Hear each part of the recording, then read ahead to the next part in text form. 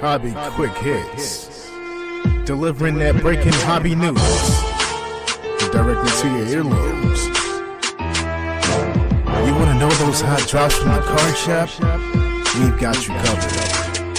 With your host, John Newman.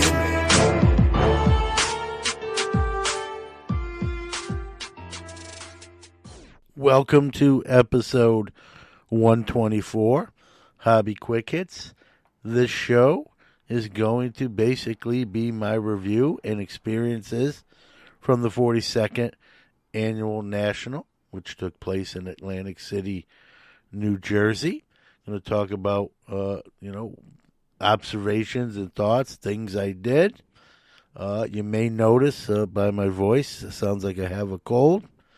Well, I have some cold symptoms and flu symptoms because one of the things I brought back from the National was COVID-19, battling COVID-19. I'm doing all right considering the fact, but again, content must go on. I'm able to do it, so the show will happen. So before we get into sort of my review and take on the National, let's hear from our great sponsors, Mojo Brake, and then we'll start the show. MojoBrakeShop.com is the best place to get your sealed wax products and brakes. They not only have the best selection, but the best prices. Whether it's a box or a whole case, they are your guys. They ship worldwide to your doorstep.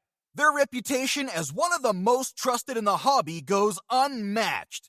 They are the 2021 Topps Rip Party Champion Breakers. From sports card to Pokemon cards, their selection can't be beat. They offer daily deals and pre-orders. Hey guys, John Newman here. Mojo's prices are already great, but to save an additional 10% off anything in their store, use the code QUICKHITS. That's QUICKHITS. Check out the full-service store that's open 7 days a week in Santa Clara, California, or the website at mojobrake.com. All right, time to cover this week's new product release schedule. A short release schedule this week after the National, but a couple items to talk about. These following items are on August 10th. 2021-22 Topps Finest UEFA Champions League Soccer. Also 2021-22 Upper Deck Black Diamond Hockey. 2022 Topps Series 2 Baseball Vending. On the 12th, 2022 Panini Select WWE. And on the 16th, a couple items. 2022 Leaf Autographed Jersey Multisport. And 2022 Best of Benchwarmer. So that's about 5 items for the week. So kind of a quiet week. And again, with everything going on, there could be delays or pushbacks. But that is the schedule for this week. Let's go round the hobbyverse and catch up on this week's hobby news. All right, we have a new card sale heavyweight champion. Holy shnikes.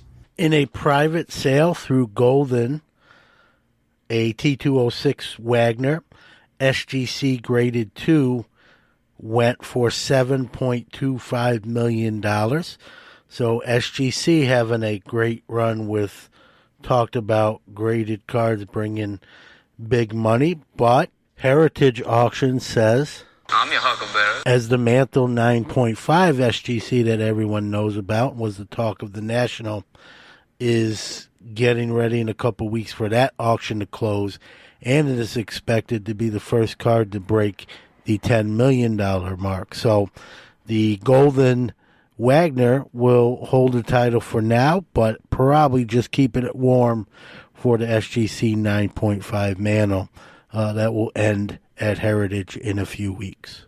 In the I Told You So When the Deal Went Down department, Topps/Fanatics, or Fanatics/Topps, has announced they really are looking to go direct to consumer. And the first shoe has fallen. GTS has confirmed that they have been dropped from the distribution roles, and many will probably follow. So Topps is saying to distributors, staying with the Topps news, they have announced they're currently in 300 lid stores, their products.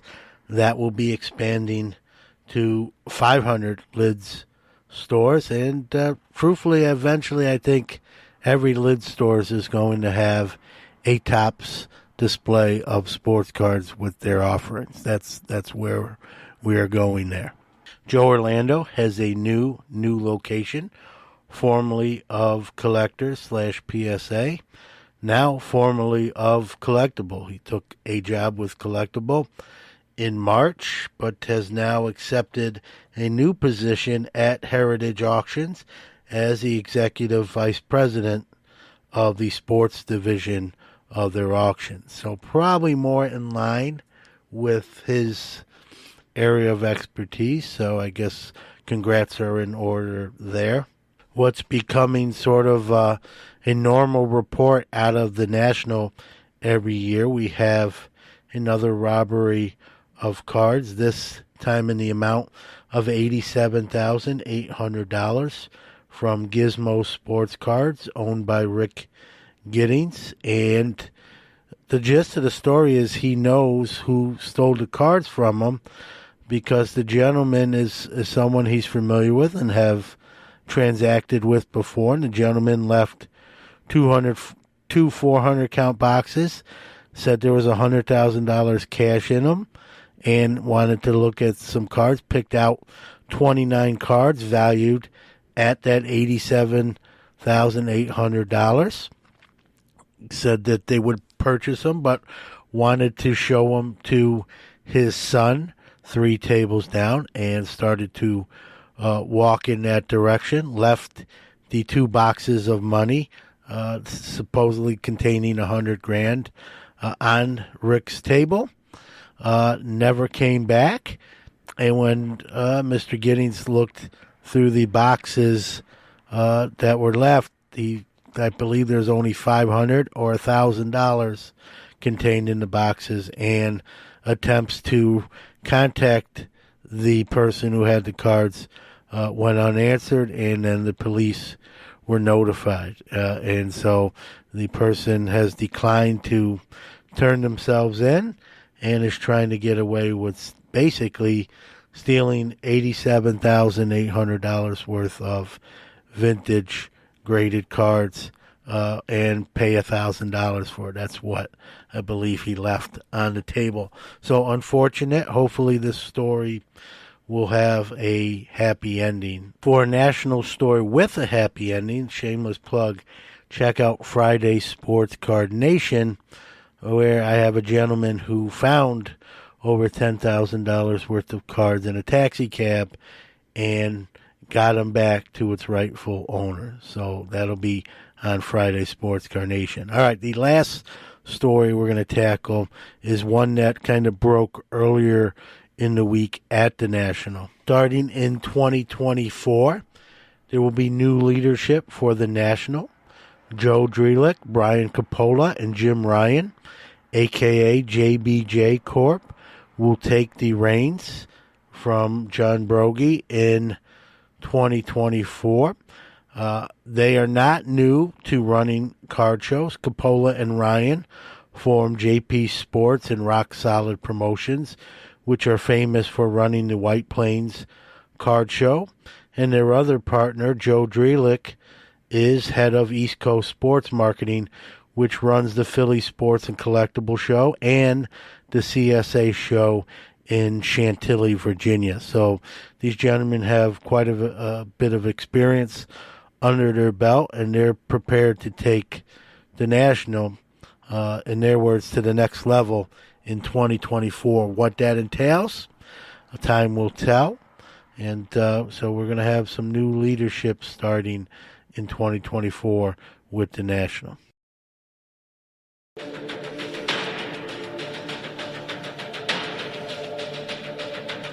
now, our feature presentation. All right, let's get into my coverage of the 42nd Annual National, which took place in Atlantic City, New Jersey. As I've said previously, my wife made the trip with me, spent almost every day at the beach, got a nice suntan and burn. All but one day she went. It was a rainy day. Really had a great time for her, and really only saw her at night, and many times by the time I got home, she was already sleeping.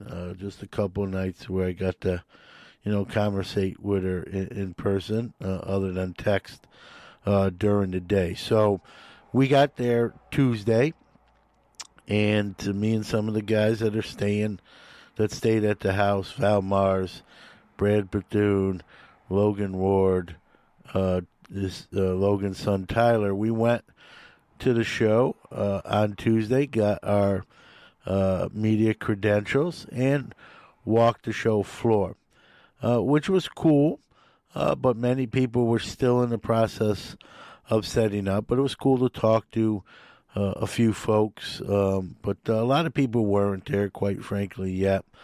A lot of people that work for the companies, it was just their crews getting their booths and kiosks kind of set up, so the main folks weren't there. So for me, Tuesday, just for future reference, getting there on a Tuesday is not going to be really a high priority for me.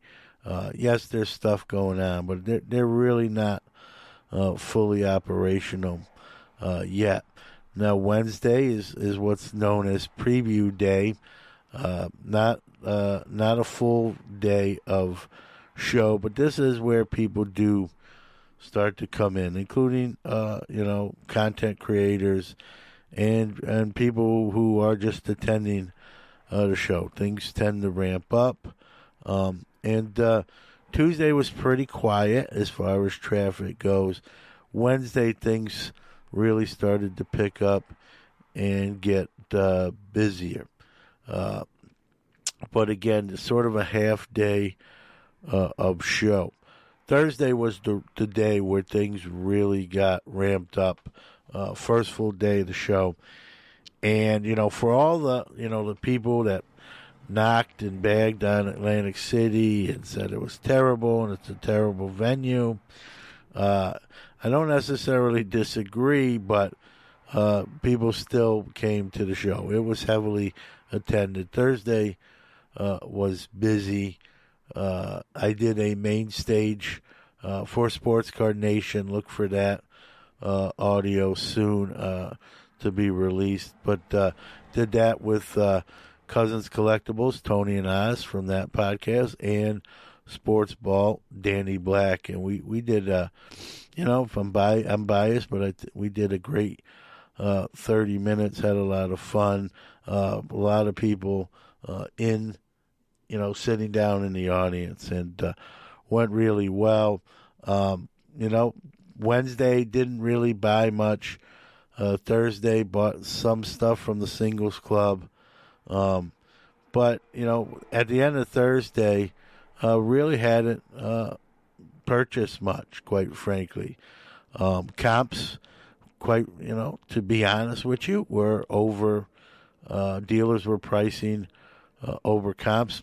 I saw a high percentage of dealers not even price their cards. Cards in a showcase without prices.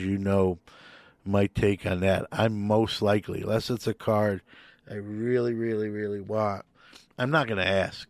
I tend to find that, I'm a dealer myself. I know sort of how the game is played. I tend to believe when the cards aren't priced, the dealer is usually high in prices. And again, not to paint with a broad brush, but generally that's how that story goes. Thing I do want to mention, especially on Wednesday and Thursday, internet was brutal on the convention floor. I know dealers told me that they lost sales. One dealer told me he was thankful his partner was there because he had to literally leave the venue to complete a credit card transaction. At one point, the concession stand was operating basically on a cash-only basis because they couldn't get their credit card transactions through. I had sent a picture text to my son, and, I pulled out my phone a few hours later, and it still said sending, and it didn't go through until I had left the venue, and I'm not going to defend that. I mean, they know these shows are heavily attended. They know bandwidth is going to be at a premium, and it seemed like they weren't prepared.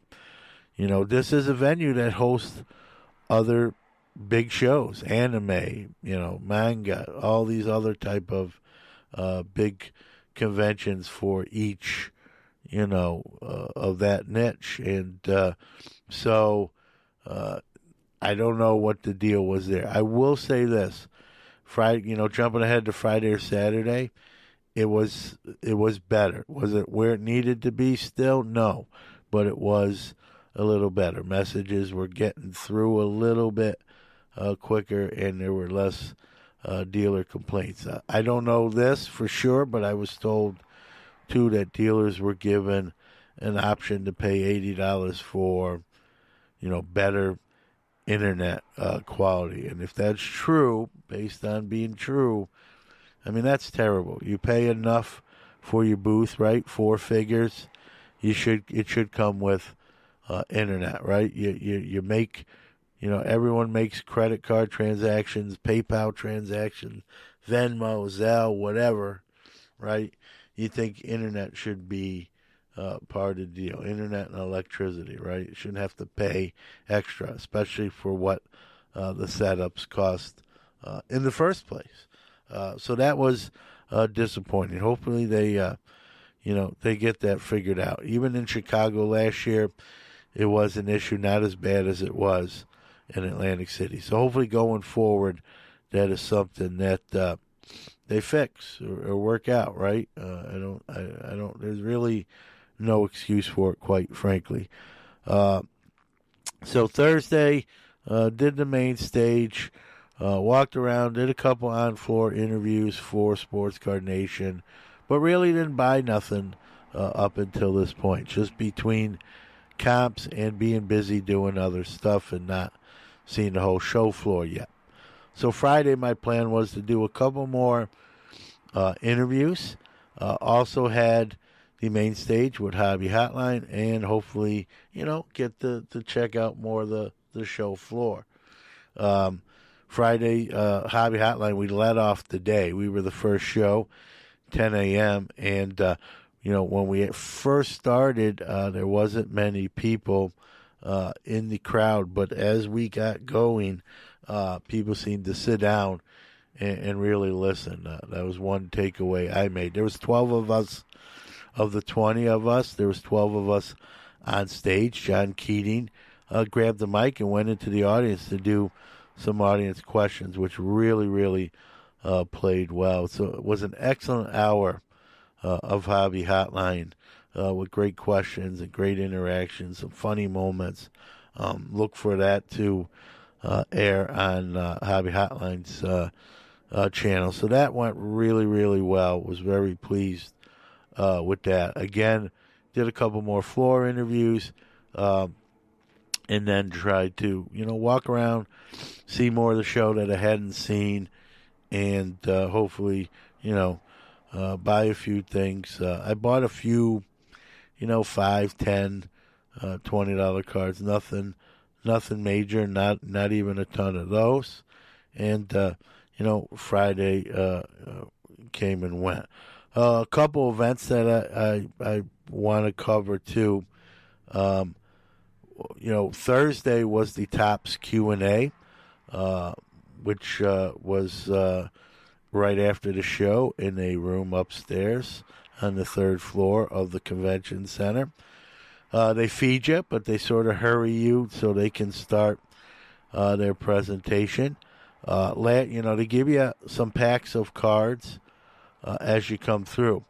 And last year they gave you one pack, and it was 5 base cards, in cellophane from the 2021 flagship. No And one thing I didn't like about last year, they were just regular cards. They weren't didn't have a national logo, nothing to differentiate that they were special. They were regular, 4 or 5 base card cellophane packs.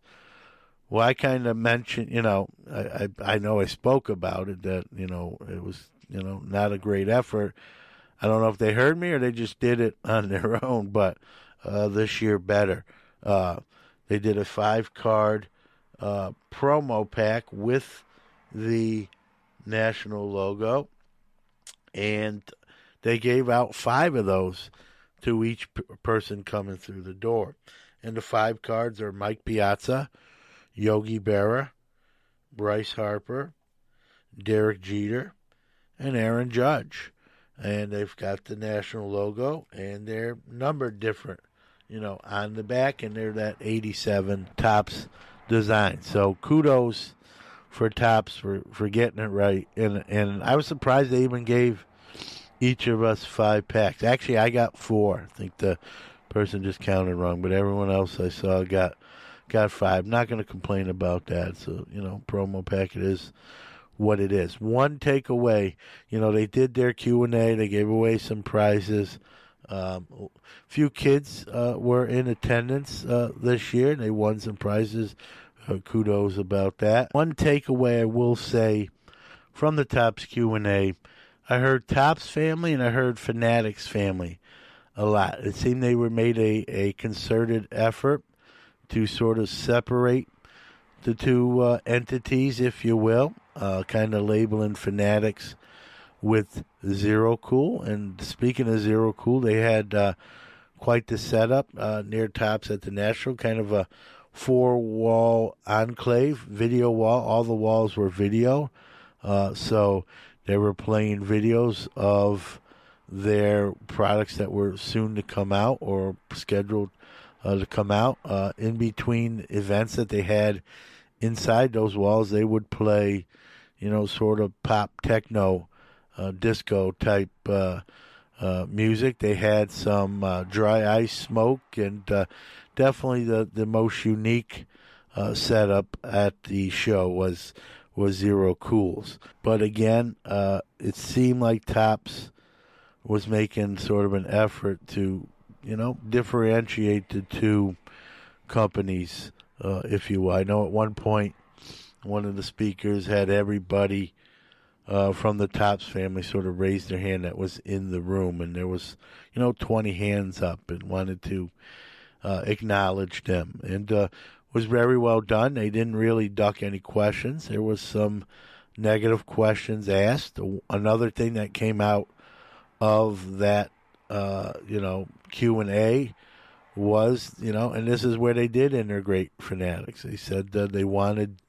get rid of redemptions as much as they can, and they like to have very little redemptions, and they think the acquisition by Fanatics will go a long way into almost eliminating redemptions or cutting down on them tremendously. A funny moment was when one of the moderators, I apologize, I don't remember his name, mentioned that they're glad they don't have to deal with Conor McGregor anymore, as he was one of the most difficult persons to deal with. And then I kind of added in, I hope he's not nearby. I could be in trouble for saying that. It was kind of a lighthearted, honest, transparent confession.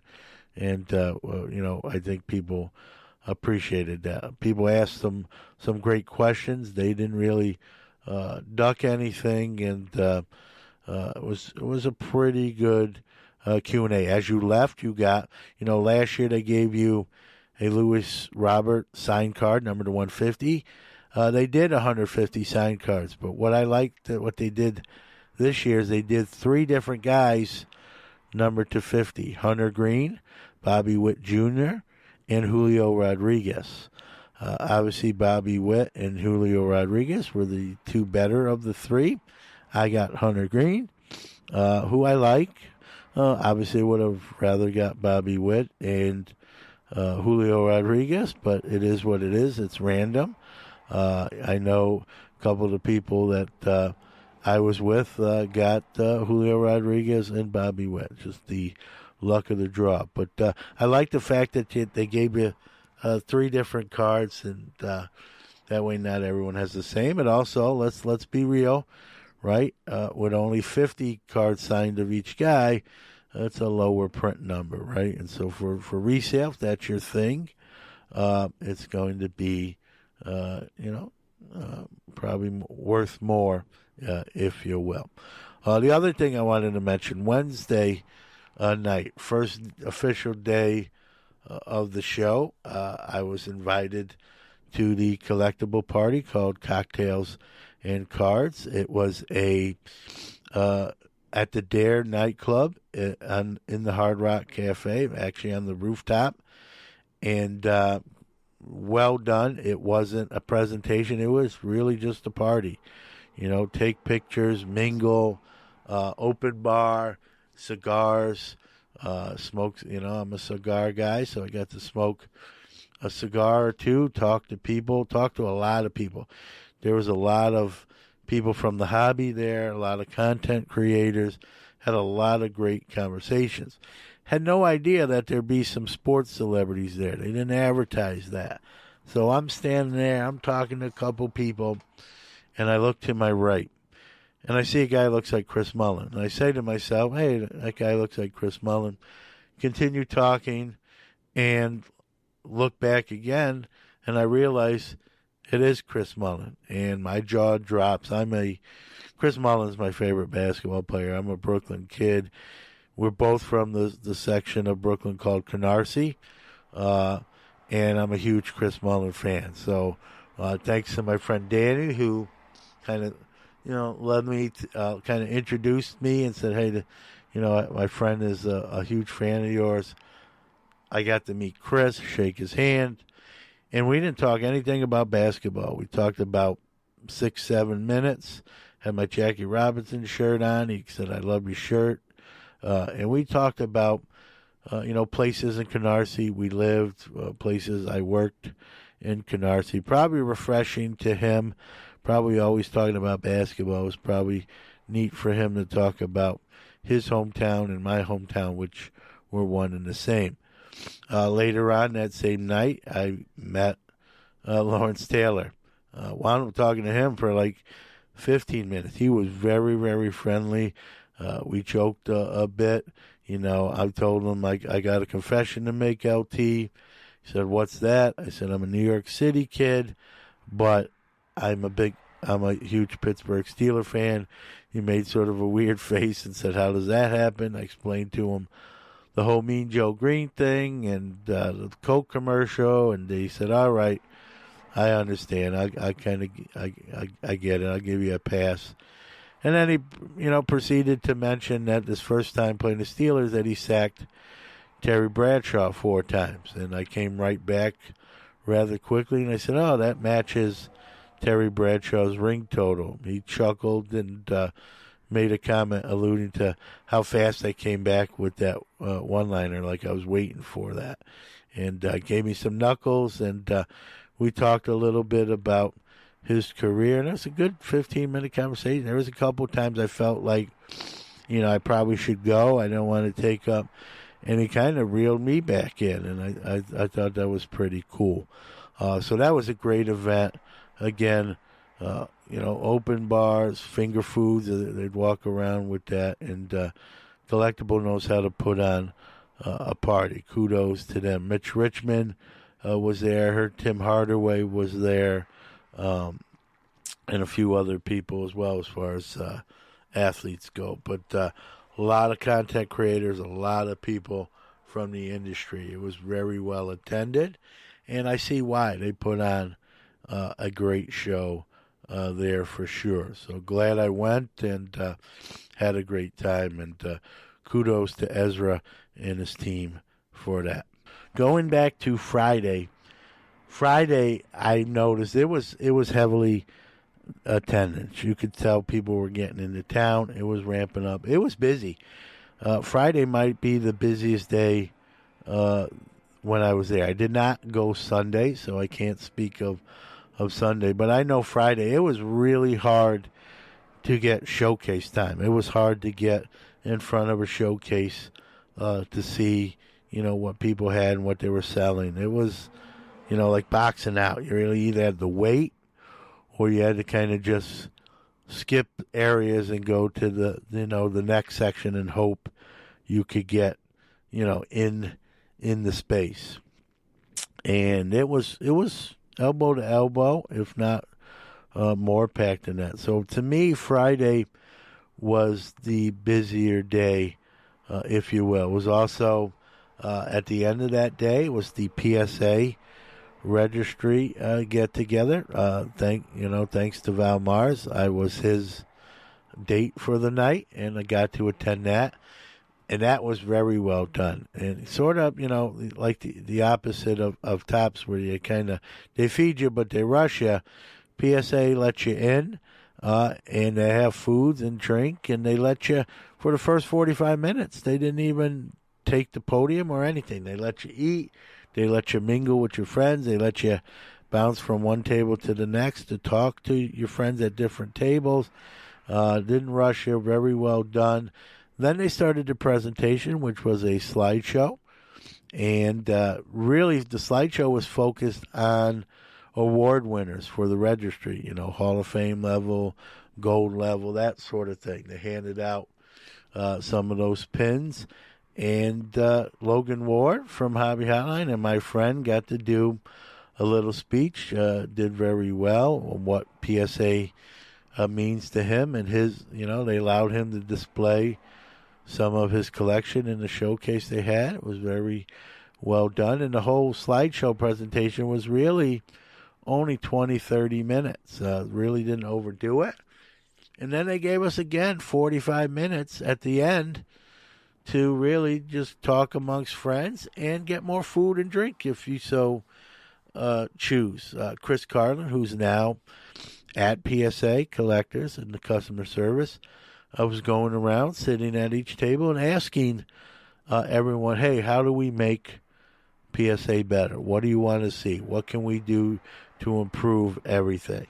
And I gave him a couple ideas. I know he kind of liked one, but that is going to be PSA's gain, having Chris. I know Upper Deck's going to miss him.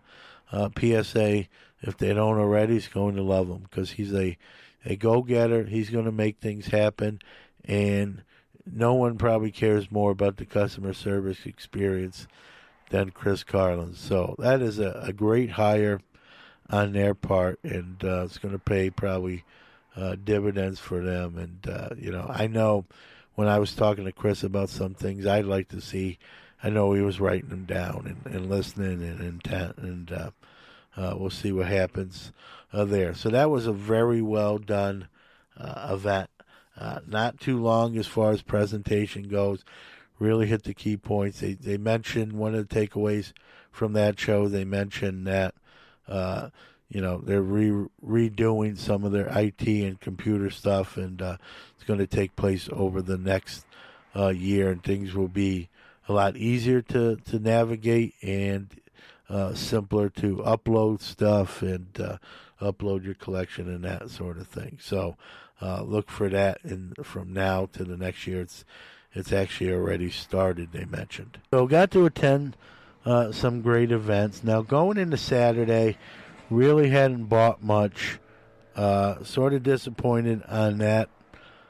And so, we're pulling into the garage on Saturday, and there was just a ton of cars. You could see a big difference traffic-wise. And so I thought Saturday is going to be the busiest day of the bunch based on traffic. But what I think happened was everyone kind of came early rather than spread out. And frankly, Saturday, inside the building, it was steady. I don't want to make it like it was dead. It was definitely not dead. It was well attended, but where, like I was talking about Friday, it was hard to get, in front of showcases.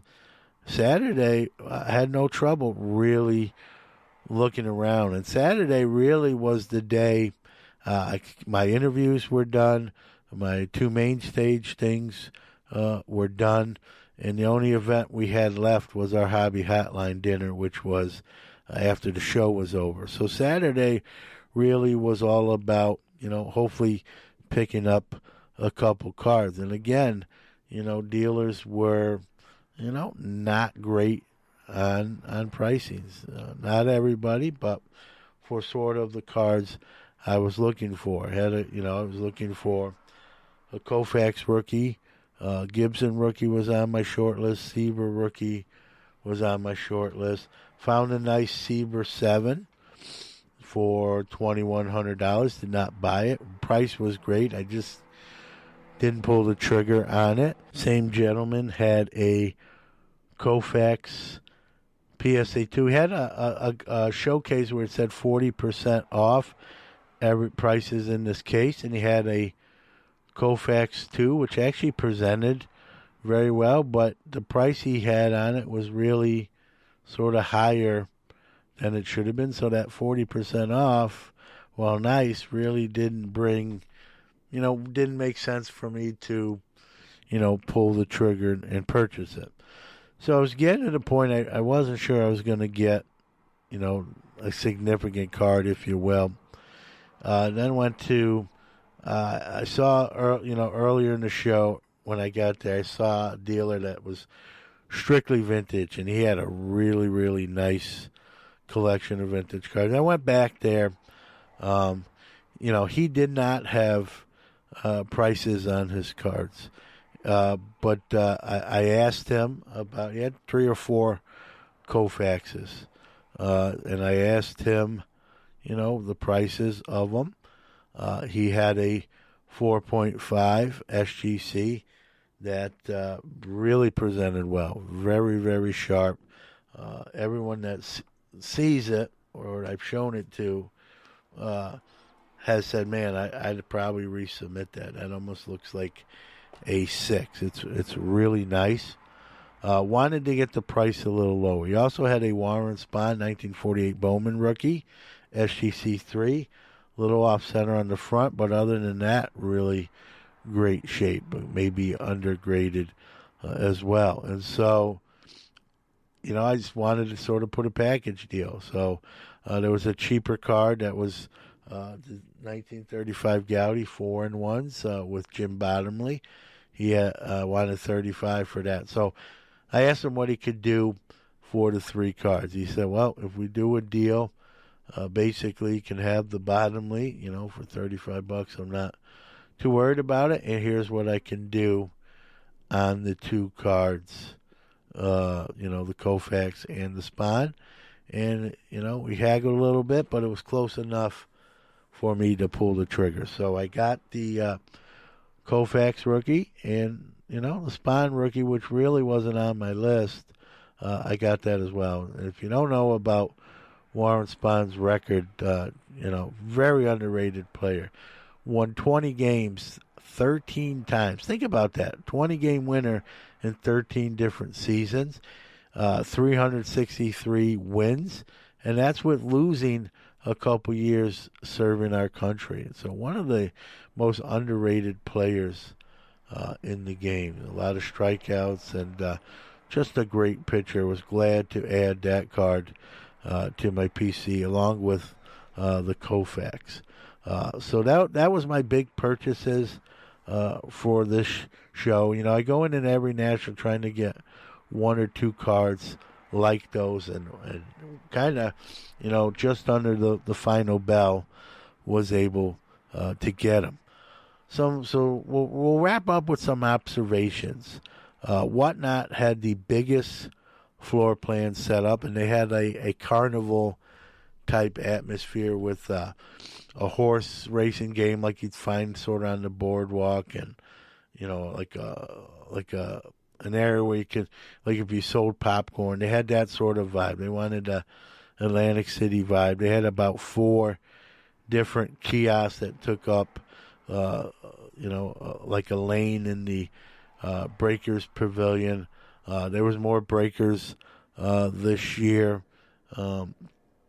But one thing about Atlantic City, everything was in one room. So it was spaced out, I thought, better than even Chicago. So for all, you can not like Atlantic City, but it was in really one big rectangle. It was easy sort of to navigate. Zero Cool probably had the coolest setup. Topps red carpet was back.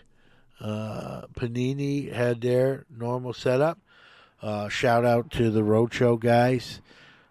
Tracy, Jimmy, and them. They had a really cool setup with sort of a metal, you look like a Ninja Warrior type setup. I almost wanted to climb it. Probably would have hurt myself, but just had that sort of vibe, kind of an octagon where they could be inside it, but come out and talk and mingle with people. A lot of people giving free shirts away. I got to do that from the main stage, and the people I know. I got to meet a lot of people again. I got to meet a lot of people for the first time, including content creators.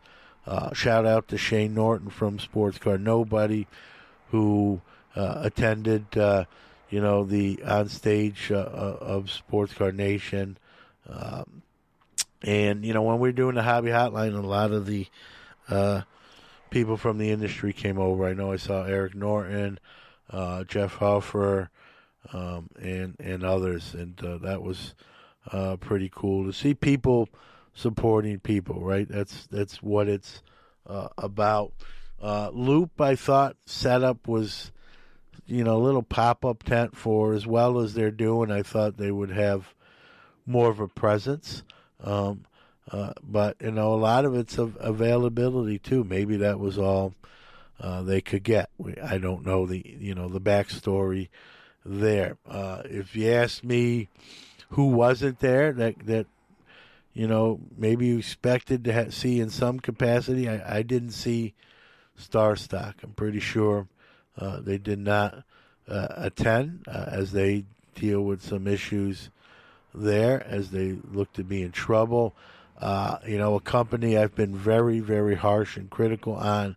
I was quite frankly shocked to see they had a booth, and that's HGA under new ownership.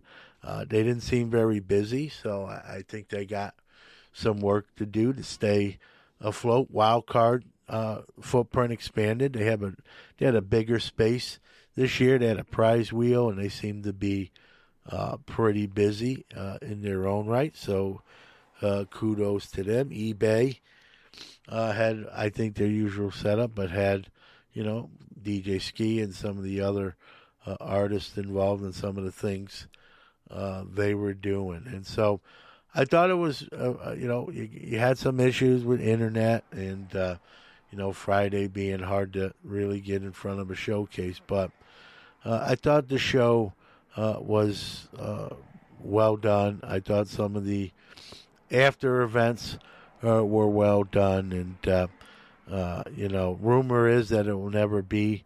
This will be the last time it's in Atlantic City.